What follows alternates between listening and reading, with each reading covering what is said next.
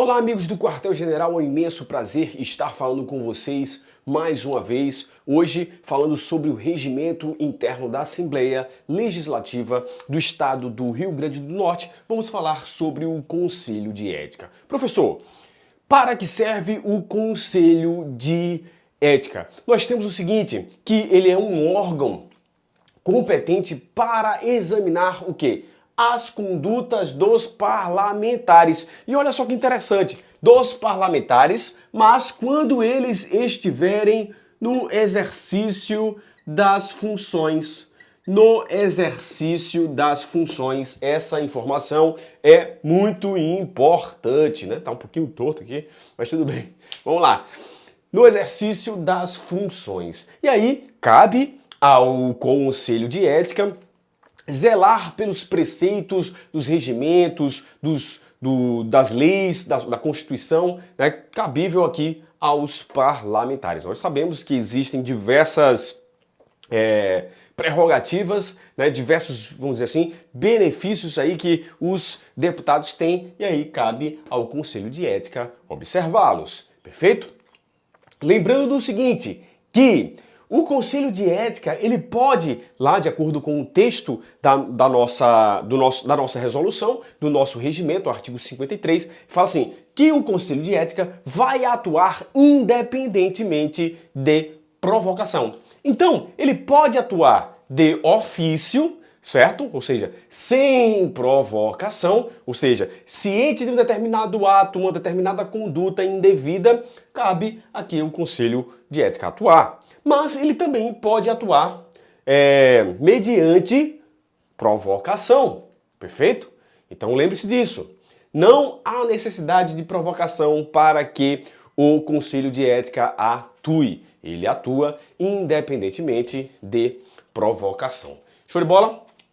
Como é constituído esse Conselho de Ética, pessoal? Muito interessante. Constituição, 5 parlamentares, sendo, eu acabei esquecendo de colocar aqui, vamos colocar aqui, ó, 3 desses deputados, vou até sair um pouquinho aqui, ó, 3 desses deputados, vou colocar um T aqui em cima, eles são os titulares, perfeito?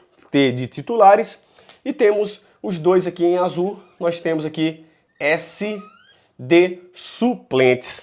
Eles são indicados por quem, pessoal? Olha só, pelo presidente, deixa eu sair um pouquinho da tela aqui, vou até me abaixar aqui, sem problema nenhum. Presidente da Assembleia Legislativa.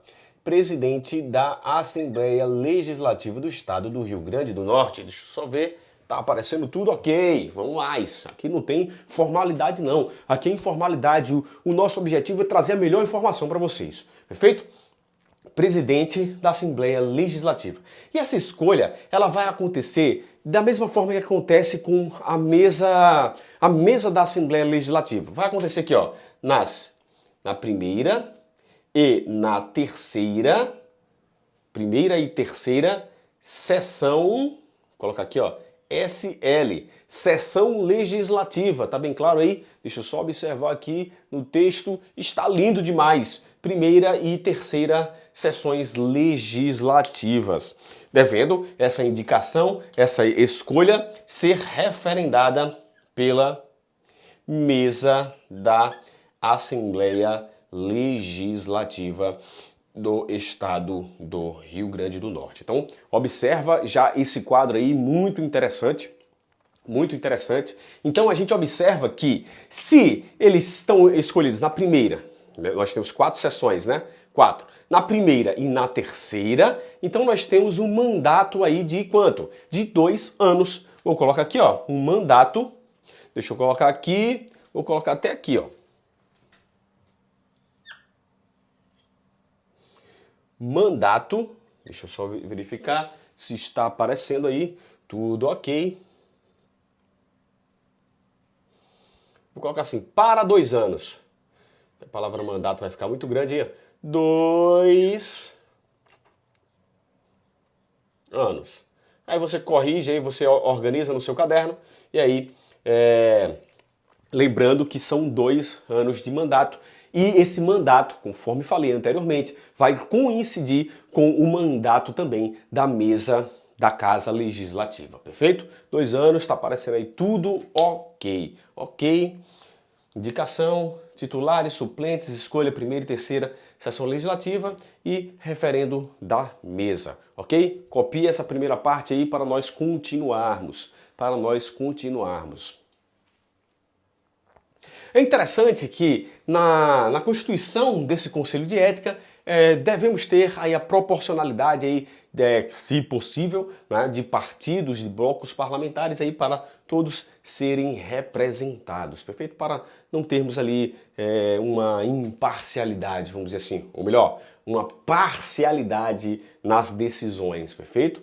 Devemos sempre ser imparciais, certo? Imparciais no nosso julgamento. Seria uma questão de parcialidade caso todos eles, uma possibilidade, né, uma suspeição, vamos dizer assim, se todos eles fossem do mesmo partido, perfeito? Então devemos ter essa, se possível, essa proporcionalidade aí dos membros aqui, para que tenhamos o que? A imparcialidade. Show de bola? Vamos mais. Nós temos aqui, vamos para cá. Quem são os deputados que são impedidos de atuar, né? Não podem ser membros do Conselho de Ética, não podem ser membros do Conselho de Ética. Nós temos aquele que tiver processo disciplinar em curso, então processo disciplinar em curso deixa eu colocar aqui, processo disciplinar em curso por ato atentatório ao decoro. Vou colocar aqui só entre parênteses, decoro. Decoro, vamos dizer assim, ferido, perfeito? Vou até colocar assim um X aqui, né? Como se fosse ele atuando contra esse decoro, perfeito? Nós temos 2 aqui, ó, que tenha recebido, essa é interessante aqui, ó, número 2, que tenha recebido, olha só o que eu vou falar para vocês, que tenha recebido na legislatura, porque ele pode estar a mais legislaturas, perfeito? Mas na legislatura em curso, se ele tiver recebido uma suspensão de prerrogativa ou uma suspensão temporária do exercício do mandato parlamentar, lembre-se disso, ele não poderá ser membro, ficará impedido de atuar no Conselho de Ética. Muito interessante essa observação. Deixa eu só observar lá em qual artigo nós temos essa informação. Artigo 53, parágrafo 4º, perfeito? Parágrafo 4º. E, por último, nós temos o seguinte, né? Nós temos que aqueles que compõem a mesa não poderão ser membros do Conselho de Ética. Show de bola, muito interessante. Trouxe essas informações aí para vocês, porque aqui no nosso quadro, porque acredito que dessa forma aqui é muito interessante a gente, para nós memorizarmos. Quando for mais texto, aí eu vou trazendo os quadros virtuais ali e a gente vai lendo, acompanhando a leitura também. Tem muita coisa que eu vou lendo junto com vocês, tem muita coisa que vocês vão lendo sozinhos e tem muita coisa que nós estaremos aqui juntos esquematizando os melhores bizus que cairão na sua prova. Eu falo com absoluta certeza, são 10 anos que eu trabalho com isso, já na sala de aula, trabalhando, trazendo bizus ferozes. Por quê? Porque o que acontece? Nós, com uma experiência maior que nós temos, nós observamos como as bancas examinadoras cobram determinadas questões. Ou quando não existem questões e a gente, observando a lei, a gente observa, essa questão aqui é interessante. Essa questão, ela pode confundir o aluno. Essa questão, ela foi cobrada em outro ato normativo bem parecido. Então a banca examinadora pode utilizar isso aqui. Então a gente tem um olhar especial. Óbvio, pode fugir algumas coisas? Pode. É comum? Não é. Não é. Eu falo com absoluta certeza que, no mínimo, 80% nós passaremos aqui. No mínimo, perfeito? Eu falo com absoluta certeza em diversos concursos que trabalhei ao longo dos 10 anos, e o que mais me surpreendeu foi há pouco tempo aí no concurso do DEPEN, no último, não lembro qual foi o ano especificamente. Fiz uma apostila de 500 questões, 40 questões da legislação que eu trabalhei, né? Estavam lá na prova, 40 questões, era o bloco mais valioso, o bloco número 3. E o que acontece?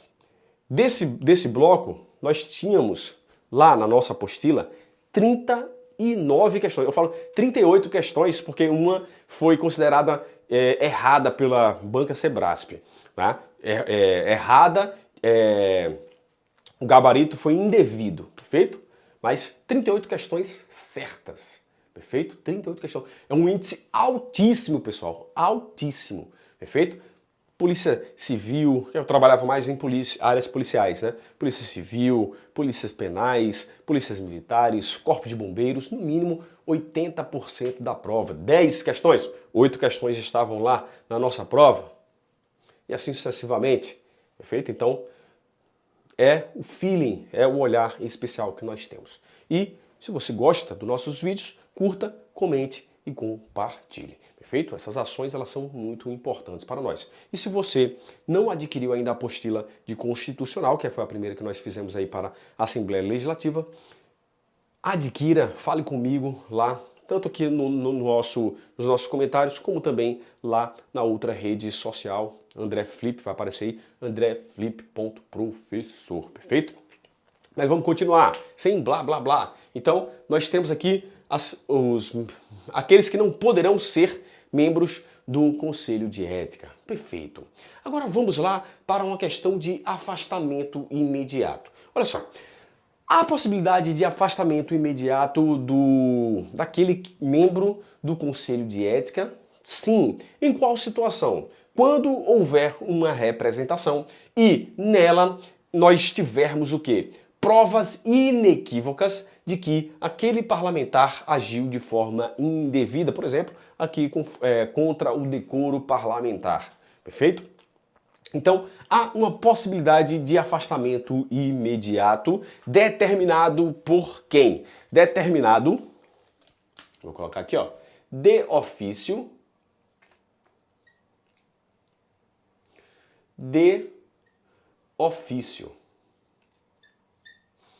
pelo presidente. Presidente da República? Negativo. Presidente da República não. Presidente da Assembleia Legislativa do Estado do Rio Grande do Norte. Perfeito?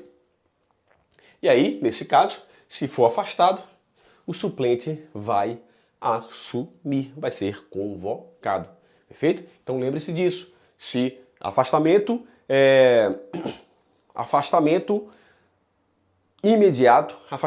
imediato aí, parágrafo 5º, né, no caso de representação com prova inequívoca da veracidade. Perfeito? Vamos mais. Nós temos aqui mais duas informações importantes, né, em relação ao desligamento imediato do parlamentar, do membro. Acontece em qual situação? Em qual situação acontece? Aqui, ó. Quando ele deve agir, ser discreto e ser sigiloso. Quando ele não agir desta forma, nós teremos também o quê? Um imediato desligamento. Imediato desligamento. Perfeito? Imediato desligamento. E, por último, quando nós temos sessões, né? Nós temos reuniões, os membros devem comparecer às reuniões, perfeito? E aí o que acontece? Quando o membro do Conselho de Ética, ele não comparece em 3 reuniões consecutivas ou 5 reuniões alternadas, ok? Nós teremos o quê? Nós teremos, aí ele não fala imediato desligamento, ele fala desligamento automático. Desligamento automático.